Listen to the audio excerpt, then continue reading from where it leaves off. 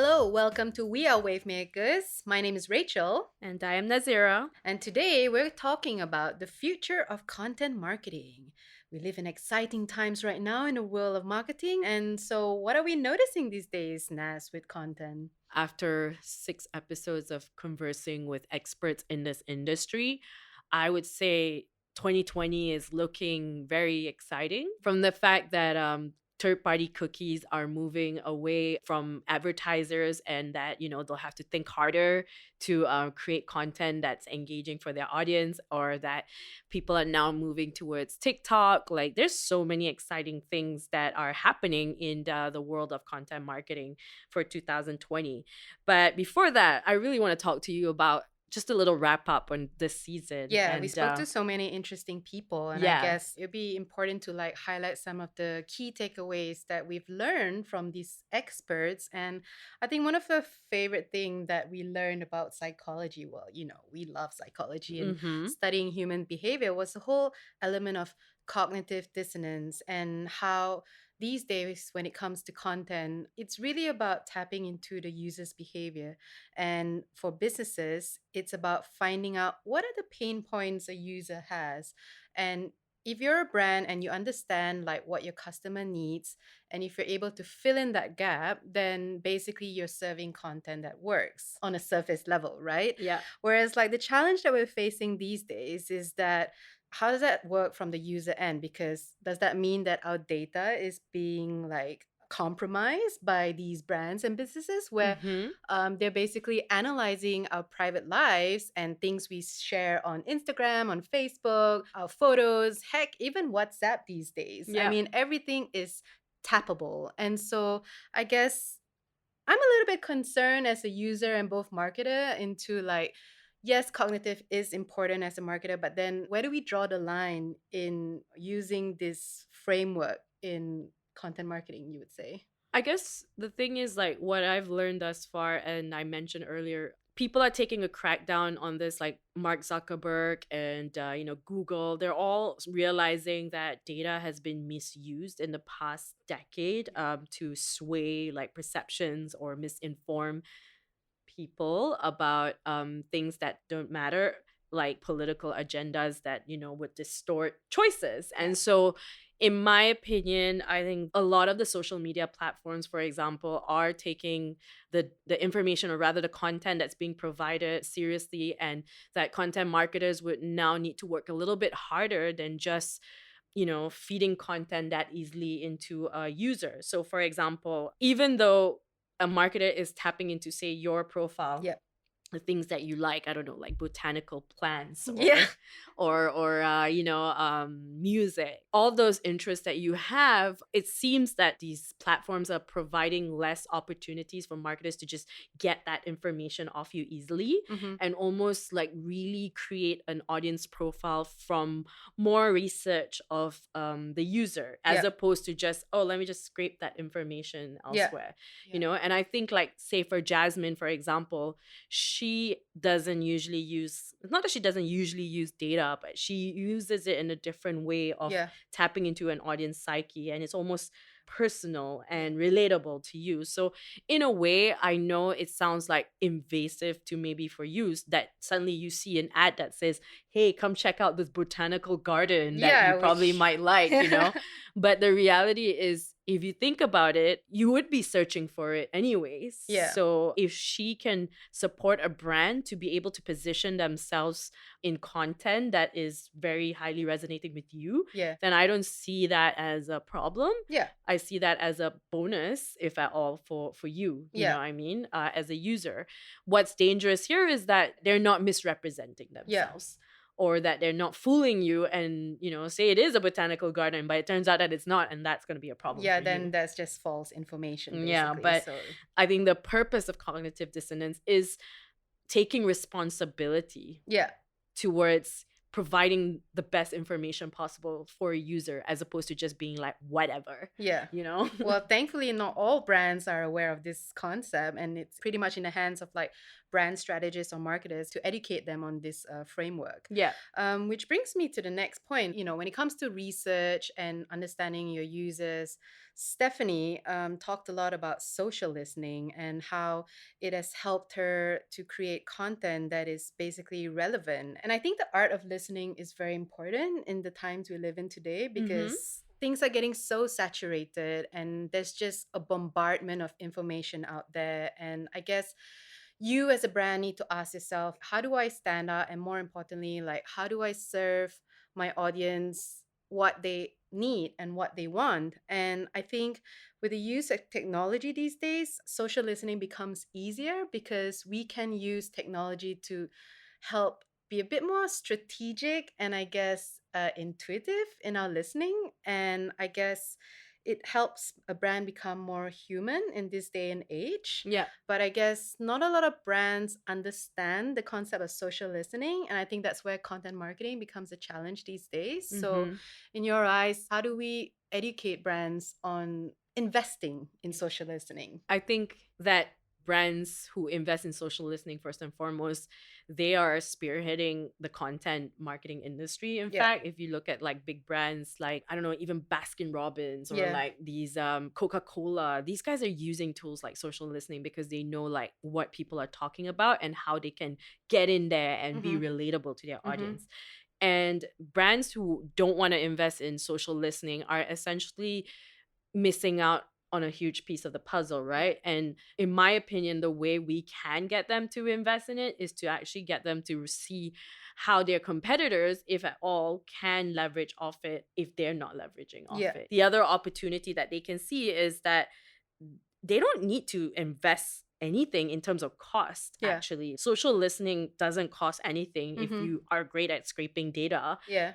by yourself. But Mm-hmm. of course, if you hire a professional, they'll do it better for you. Mm-hmm. And the beauty about, say, all these machines or rather softwares, they have a more advanced capability of scraping thousands, if not millions, of data Yeah, they that can basically work faster. a human cannot do in the length of time that you need to Yeah. communicate that message. And this is why that investment is worth the money, Mm-hmm. right? And in the age of like AI technology getting more and more sophisticated, Yeah. we shouldn't view all these machines as a threat Mm-hmm. to our industry at all. In fact, it's an ability to help us communicate better, if Yeah. anything, you know? And as you said, listening is so important for Yeah. us to be able to understand how to convince people to, engage with you. Yeah, yeah. So, yeah. Because I guess the audience is just becoming more and more informed and smarter and I guess in other words conscious about the way they purchase, the way they subscribe to brands. And so it is a challenge for brands to ensure that they're hitting the point, right? Yeah. With Andy talked a lot about the future of data when it comes to data mining. So he's basically found a way to use data to optimize his content strategy. And I Mm-hmm. think this is exactly the point that you're saying. It doesn't have to be expensive. It can be free sometimes, but the point is to use this analysis to optimize the kind of content that you create Mm-hmm. for the audience. So I guess the power of content is still out there, but the question is not a lot of people know how to make sense of this data. So let's say if I'm a small or medium enterprise and I don't have the money to do these things and I look at all this data, then how would I make sense of this information, these numbers? I mean, I think fundamentally, Andy gave some really good insights on how they can start their content marketing strategy. Yeah. And, I think he mentioned like use things like Quora to find out like the Yeah, most those search things are out there. questions. And Quora, you just need to sign up for free. Yeah. And you can even plug in questions yourself. Yeah. And literally, you'll get answers from the community. Mm-hmm. If you're specializing in, say, I don't know, a washing machine forum, or like you're trying to Mm-hmm. sell washing machine, find a washing machine forum. Yeah. I mean, the Netflix don't fuck with cats, Yeah. sorry, pardon my French, but like the woman who was doing an investigation on a specific vacuum cleaner Yeah. found the information in a vacuum forum, and that gave her the ability to know how to find out about certain things that were going on in the case. If you guys haven't seen that show, you should watch it. It's on Netflix. It's amazing. I'm not plugging in for fun, but the point is this, right? in the world of the internet, there's information for everything everywhere. Yeah. And so say we go back to the washing machine Mm-hmm. factor. If you are passionate and selling washing machine, you can literally plug all these questions in forums that have that relevance, or even places like Quora, who would literally have people who will answer and give you input Mhm. on this information. So that starts with that, and that will lead you to being able to steer towards the questions, Yeah. or rather the answers that you can provide Yeah. with your content marketing strategy through a blog or through social media, through a video on Yeah. YouTube. This is entirely up to you, knowing the fact that you've got to understand where your audience is dwelling, which is why the cognitive dissonance is Yeah. important, Yeah. right? So I think if you can start with that and then go on to tracking your pieces of content Yeah. via the different channels that you've funneled them to, this is where it all comes to life, you know? And I think Andy, I mean, he started a simple blog back in, like, I don't know, 20 years ago. Yeah. And he became that good because he was meticulous Yeah. with his tracking of like what pieces of content worked, Yeah. what did not work, you Yeah. know? So yeah, I think that's how businesses can work on it for absolutely free, Yeah. you know? It's almost like being a brand and then making sure that you don't stand off from the entire conversation between the brand and audience. So you need to be involved in these conversations. And if there's a community out there that you're building for your brand, then instead of setting yourself aside as an outsider, you kind of need to get involved. If you're going to create content, then be a part of all that messaging, because that way, then there's a sense of inclusivity. Which brings me to Alex. Alex talked a lot about the feels. I mean, he was a copywriter, and I guess we were trying to, pick his brain on what is the struggles these days of like writing, and just writing not just for the sake of writing for your brand of selling a product, but writing with purpose. Yeah. And he talked about data and how he was concerned that yes, data is great, but at the same time, it can never override the power of the human intelligence, Mm-hmm. particularly with empathy, right? The emotionality. And Mm-hmm. so I guess when it comes to content creation these days, how does one still remain true to bringing in the feels in writing without sounding too emotional, I guess? Or emotionless, Yeah. right?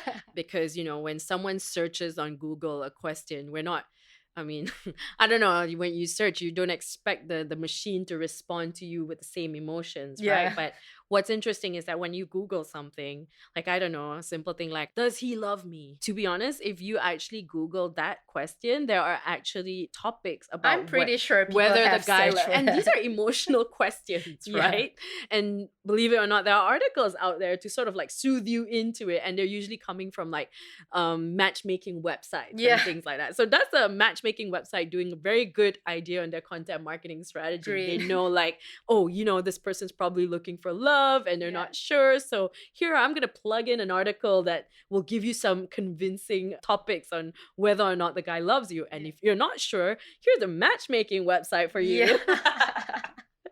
But you know what I mean? It's like the idea is that your content marketing strategy, in the end, even though it seems like I'm using all these tools, the feels still need to come. So Yeah. Alex is like spot on with that part. You have to have some kind of feels in Yeah. there, and that's where the creative writer comes in, or even say a designer gives good visuals, Yeah. or a photographer or videographer, all that comes together. So yeah, I think it's super important that the feels comes in regardless of whatever machine we're using to communicate to a human being, because in the end, we as humans, we still feel.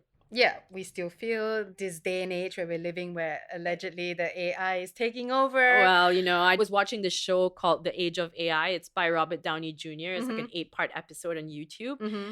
And I think the conclusion of all the series that I've watched thus far, I can tell you that I don't think AI will necessarily take over our true human life. It's Yeah. in fact something that will accompany us to advance us as a human race. Yeah, it's a representation of the humans in the future, right? I mean, I course. believe in it. I mean, Yeah. it's almost like taking your subconscious into technology of some sort. So I do believe in it. Anyways, pulling it back to content marketing in 2020, I guess at the end, when it comes to content, we need to look into the customer's journey, right?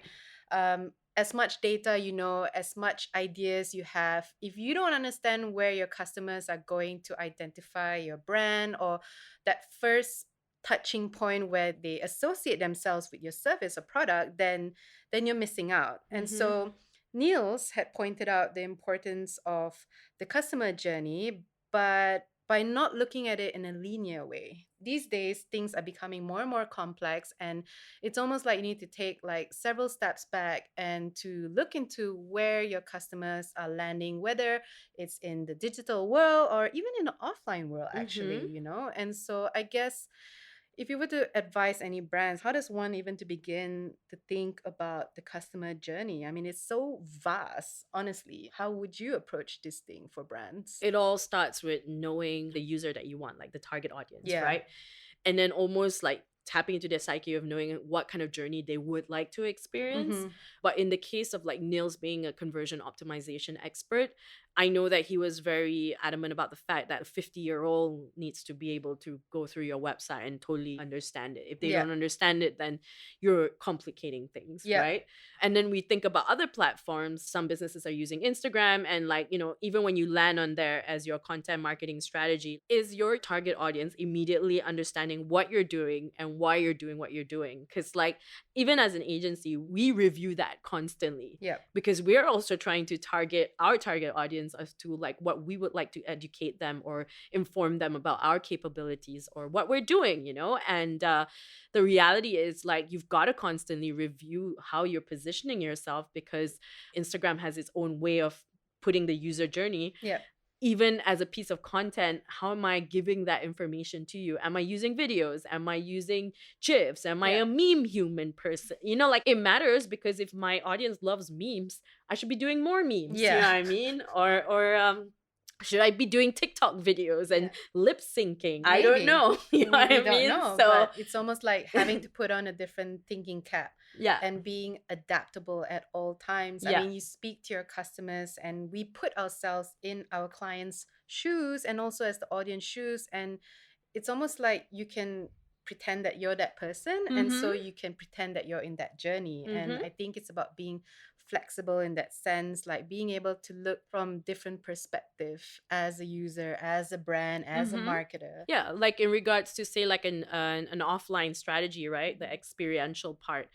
Like a client that we did was a fitness brand, and we know that yeah, it's not just about a workout and a class. We want the community to be engaging. So what kind of experiences would the user love aside from a workout? Yeah. Oh, we'll give them great, maybe not for a marketing agency, or maybe yes, I don't Maybe. know. You know what I We don't mean? know, So but after workout drinks or foot massages, or I don't know, an IV dose or goal setting workshop, yeah. these are all extra experiences that a person who is into fitness will definitely appreciate. So these are all like content strategies. And then obviously you take that content and you put it on your digital channels to Yeah. show that you have a strategy in how to communicate to your Yeah. audience and get them to engage with you.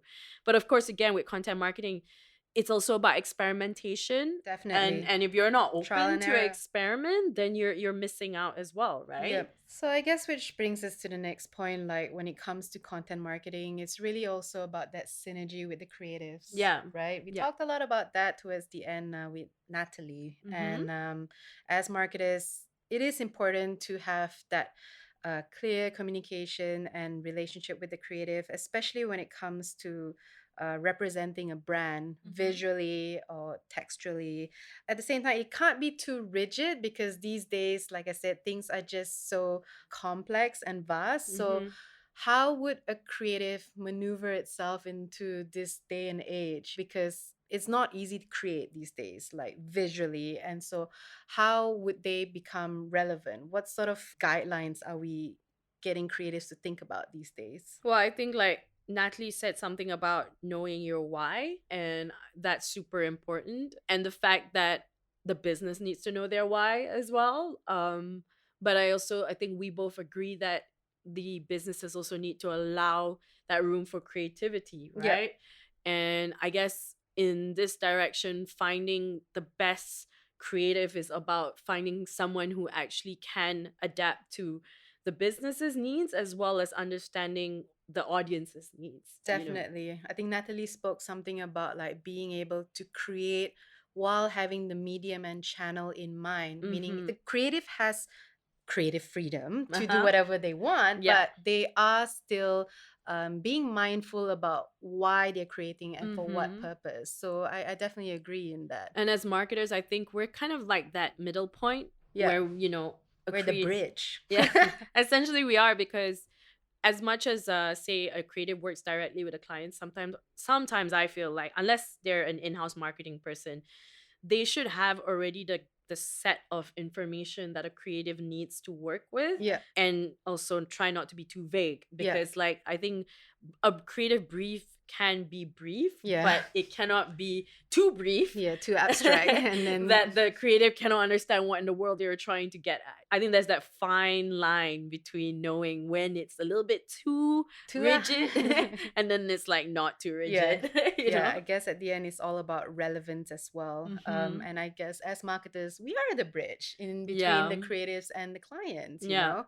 I think I just wanted to highlight that, like, I think the most important thing when in any brief is to explain to your creative your why. So that was pretty much like all the amazing people that we spoke to in this Mm-hmm. season. And I Mm-hmm. guess like some of the things that we were talking about today was about TikTok and the future of content marketing and just how, I mean, have you subscribed to TikTok these days? I mean, I have. And to be honest, I don't understand how videos are being represented these days, and especially how the Gen Z is putting themselves in front of these cameras and doing all these funky moves. I'm all a meaning purpose. I'm all about the meaning. I'm all about like, okay, what does this all mean? And I'm really finding it difficult to understand the realm of TikTok. And I guess, how would you make sense of it, Naz? So I think with when it comes to the future of content marketing, Yeah.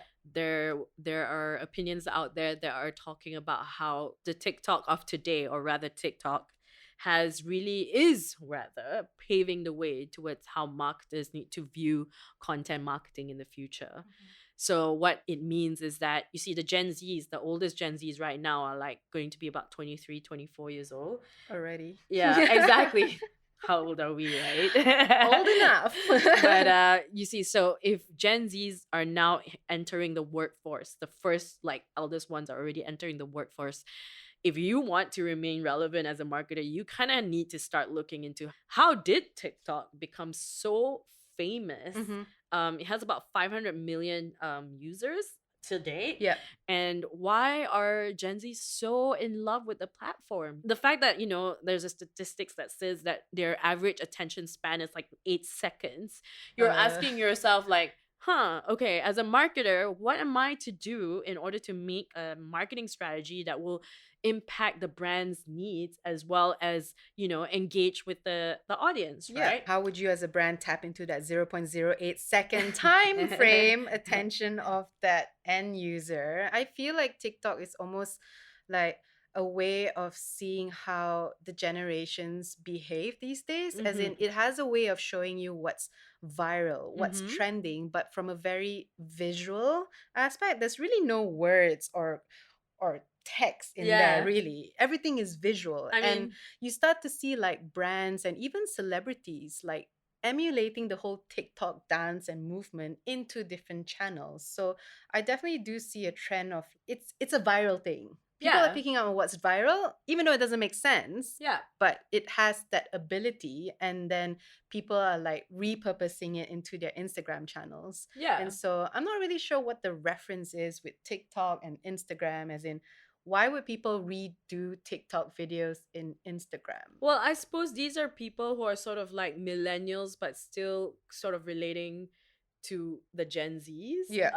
They're kind of like a cusp of like both. Yeah, still I trying to be cool. I mean, you see, the question would be like, what's cooler, Instagram or TikTok, right? It differs on the age group, Yeah. Like if I'm like 20, I might say TikTok is so cool, but I'm not 20. Yeah. And for me, I mean, I've got a TikTok account and I don't use it at Yeah. all. I just do it for pure research. Yeah. And what I understand is that the difference between Gen Z and millennials, for example, when it comes to a content marketing strategy, it has to be different. Yeah. So like the key thing right now, marketers or rather small businesses who, don't have a giant budget should be testing out campaigns on TikTok, like try it out if your product is deemed to, go for them in the future, by running small campaigns Yeah. throughout the year instead of trying to be full on the Yeah. platform. You know that the millennials are still your main purchasing power, Mm-hmm. but you know that the Gen Zs have this platform and they love it, and they're probably not going to grow out of it. Yeah. They might be, this is the future of content. So, and if this is the future of content, it would be counterproductive for you if you're not investing on a couple of campaigns that are engaging the Gen Zs, and see how that responds to your marketing strategy. Call it an introduction to the Gen Z marketing strategy. I don't know what you want to call it as a project, but that's what we would do, especially knowing the fact that, say, if you're a hotel brand, you actually want to solidify yourself on the map of the Gen Z's mind Yeah. in the future. Yeah. So what kind of campaigns would that work for them? Yeah. Like, have a hashtag challenge, a dance challenge, a silly food challenge. Who knows? Like, there's so many ways to think about it. And it goes back to knowing what the Gen Z's like, which is why I'm on TikTok. I'm really interested to know, like, what are the most trendiest things that people are doing on Yeah. your TikTok right now? Yeah. And how do we tap into that in the future? Yeah. Right? So it's almost like brands using it as a way of researching Mhm. potential campaigns. And I think you mentioned something about micro segmenting, Yeah. how you deliver your next big campaign, as in it can no longer be, again, the linear thing. It's almost like being dynamic these days with your campaigns. Yeah. Like if you had one idea, it can't just come off as like, oh, let's do an Instagram ad and then sell this product. It's Yeah. almost like No. you need to diversify and maybe even come offline sometimes. I Yeah. mean, Or like, tap into niches. For example, if you're a brand, you can have an event for your TikTok audience and then have something for your Instagram audience as well, yeah, because they might be totally different. yeah, But at the same time, it's all back to budget, right? yeah, Like, whether you can afford both. So this is where the marketer is going to have to get creative. And I think a successful marketer would know how to almost funnel the TikTok content yeah, into yeah, Instagram, because that means the person thinks it's cool enough yeah, to put a TikTok content into their own Instagram. definitely. Like that's like a graduation. Yeah, When you're moving your content around, it means yeah, you think like, oh, it's cool. yeah, My it's people on successful. Instagram will love it too. And I guess you also talked about, like, early today, about this whole cookies thing and the future of data. Where's that gonna leave us in the future? For content marketers? Yeah. Well, actually, people are saying that it's a good thing, because initially what's happening right now is third-party data is being used from Google. Yeah. And they're kind of like, it's really beneficial for advertisers, right? Because when someone visits your website, that third-party data is basically shared with Google advertisers. Mm-hmm. And so the cookie would allow you to know where to do your ads to these audiences. Yeah. But now they're taking that away, because I think for them, they want it to be more relevant, and it makes the marketer work harder Mm-hmm. towards finding the right channels to do the ads Yeah. instead. Are you 'Cause, saying like, that our jobs are gonna be harder? technically it would be. I mean, people are saying that it means that you need to get more creative with your Mhm. ads, Mhm. and also know more about your audience, Yeah. which I think brings more authenticity to your ad strategy as Yeah. well, right? It's kind of going back to this old school way Yeah. of like how we used to find our audience. Yeah. But it's also not old school, because we now live in an era where there's enough information out there Yeah. to find or define Yeah. the psychographics of our audience. Yeah. Like, when we talk about cognitive dissonance, tapping into a person's like mindset Yeah. and what they believe in, what they read, what they love, Yeah. like, it's all the information is there. Yeah. In fact, there's a, like, excessiveness of information. Exactly. It's like It's the just- challenge these days is to simplify. Exactly. That's going to be the hard part. And that's why, as a marketer, we should go into niches. For a campaign to run well, we can't tell our client, like, yo, this is for all. It cannot be for all. It doesn't work that way anymore. Like, there's no such thing as a campaign that works for all. Like, you've got to be niching it out. Mhm. And it's okay. It's not about deliberately ignoring the others. It's more about knowing that, you can run multiple campaigns throughout the year to Yeah. tap into different types of audiences. Yeah. And this is where like other stuff like the influencers, the copy, the visuals can slightly be different, Yeah. but the big messaging can be there. Yeah. And I think that's the most important thing. Yeah. Like, what is your big message? And how does a marketer help you communicate that in multiple ways? Yeah. Breaking it down to bite-sized information in all channels Exactly. possible, Yeah. and then just tapping into as many brains and minds in the future. Exactly. With that, I think we've covered a lot of like how exciting it is to be alive at this day and age. And Yeah. like you said, as a marketer, things are getting more challenging, but Mhm. even more exciting. And so, with that, we have come to the end of today's episode. Thank you so much for listening. Please don't forget to subscribe to our channels. We are on YouTube, we're on Spotify. You can look us up on Google. We're everywhere. My name is Rachel. And I am Nazira. And we're recording live from Genesis Creative Center on the island of Gods, Bali.